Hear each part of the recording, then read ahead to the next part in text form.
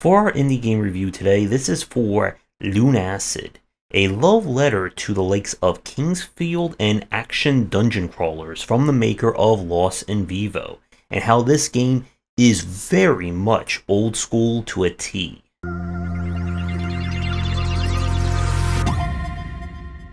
The creator of Lunacid, Kira, with Lost in Vivo, it was a love letter and homage to the PlayStation 2 era of survival horror. It is also one of the more freakiest horror games of recent years and an easy recommendation here. For Lunacid, they have taken their inspiration, as I said in the stinger, from the likes of Kingsfield. And while this game is certainly by From Software, it is most definitely not a Souls-like. And the same can be said of Lunacid. Our story is that the world has been corrupted by a mysterious fog, which has led to everyone kind of huddling up in enclosed cities.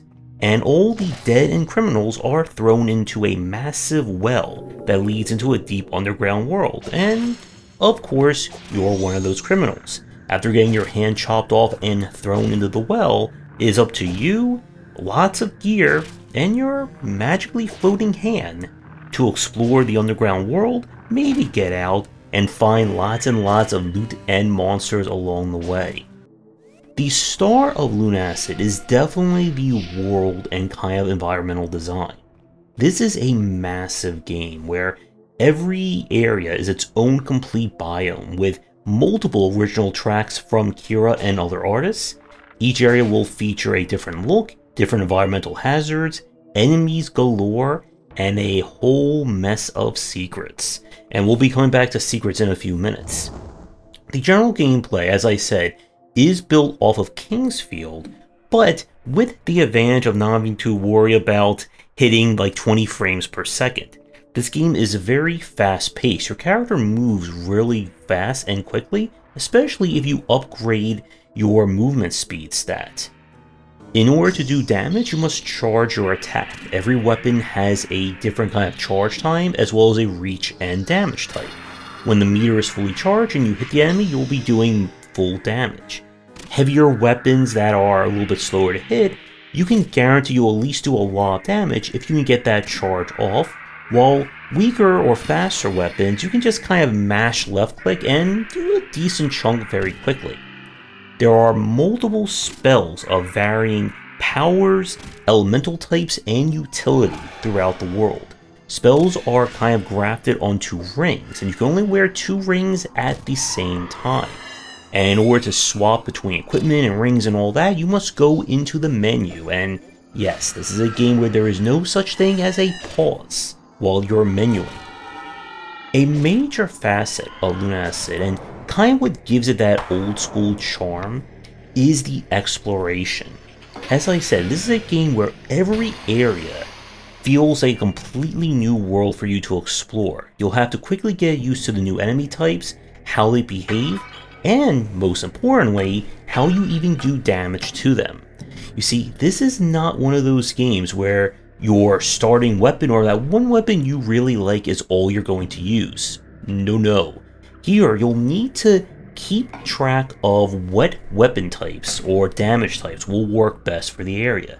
Ghosts and spooky monsters will probably shrug off iron or normal attacks, but will go down very quickly to holy damage, while creatures who have been blessed by whatever gods of this world will kind of shrug that off, and you'll have to deal with darkness or poison-based damage. As an interesting touch, several weapons can be upgraded into a higher tier if you use them enough. This will allow you to change your utility, maybe even give them some new properties as well. But this is a game that is 150 million% handmade. Every area has been filled with secrets, bonus items, quests, multiple endings, and of course several boss fights along the way. And this is a good time to talk about the secrets. You see, just like an old school game, Lunacid is full of them. This is a game where there are secrets within secrets, there are secrets within secrets within secrets that can take you to another area, or have a special item you may need for one of the game's many different endings. And this kind of takes me to the downside of the old school nature. Lunacid emulates a lot of that old school kind of JRPG, CRPG design, in that it will kind of let you loose in the world and then say goodbye and never talk to you again. And the onboarding and approachability in this game is a bit rough. This is a game that is all too happy to kind of let you figure out that, yes, if you jump into that pit, you are going to die. And there are no checkpoints other than the various save crystals that are hidden in each area. The problem that the game has is that trying to make sense out of what your goal or where you should be going is very difficult in this game, for two good reasons. One, there is no explanation, no guidance, no hints as to what you should be doing.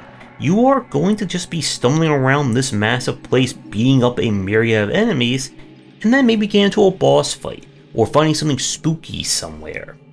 The other point is the level design. This game is designed to get you lost very, very easily. They really like having these kinds of circular areas, and then circular areas within those circular areas that makes it incredibly hard to kind of keep track as to where you're going. Due to the kind of PlayStation 1, PlayStation 2 aesthetic, it also means that a lot of the hallways and general environmental effects look similar. They're almost mirrored from area to area, making it that much harder in order to figure out where you should be going, where those secrets are going to lead, and even just where important items and utility are. As a very interesting point, I beat this game, and I completely missed where the ability to get a compass was. It is in this game somewhere, and I don't know if it was hidden behind some kind of secret wall, or did I look the wrong direction when walking into a room and completely missed it. And like I said, this is a game where that one corridor or that one secret that you didn't find, you could have completely missed out on an entire area of the game, an entire series of events, new weapons, whatever. In terms of the combat, Lunacid again is on the basic side. My big issue with it is that while there is kind of locational based damage, which I do like, the two boss fights in the game, the two main fights, are very stat spongy. The game kind of wants you to go all in on whatever kind of primary stat you want. So if you want to focus on all melee damage, all spell damage, or all kind of ranged weapon base, if you try to jack of all trades this game, you are going to be severely punished for it. Especially the final main boss of the game, that even with the most overpowered weapons in it, is still a colossal pain to fight unless you are overly statted for it, or you use one of the kind of like cheese strategies with some of the spells. And when it comes to ending Lunacid, like I said, there are multiple endings, and if you thought the main route of this game had enough secrets and confusing areas to get lost in, you haven't seen anything yet if you want to go for some of the game's secret endings. And I'm not going to tell you what one of the conditions are, because I won't want to scare you away from this game. Lunacid is a title that, like some of the games we've played, it is laser focused on a very specific design and a very specific audience. If you are going into this expecting a Souls-like, or a game that just kind of puts up giant glaring signposts to tell you, go here, fight this, you want this item, this is not the game for you. If you're looking for a game that you can really get lost in the world, both figuratively and metaphorically, a title where you can spend an hour wandering around a dark and mysterious tomb trying to find any clues while fighting ghosts that can appear out of nowhere, then this is a game that is worth checking out, and there is definitely going to be an audience for this one. So while it may lack, I think, some of the appeal, surprisingly enough, of Lost in Vivo, if you like what you're hearing about Lunacid from this review, I would highly recommend at least giving it a check.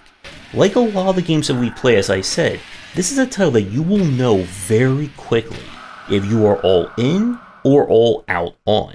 And if you are all in, then you are going to have a very deep dungeon crawling adventure to enjoy. That's going to do it for today's video. Thank you so much for watching. Be sure to do the YouTubing stuff people tell you to do. If you're interested in more of my thoughts on design, check out my books wherever they are sold. Visit our Discord and Patreon, and come back for daily discussions on game design here, and on game wisdom, where some of the art and science of games.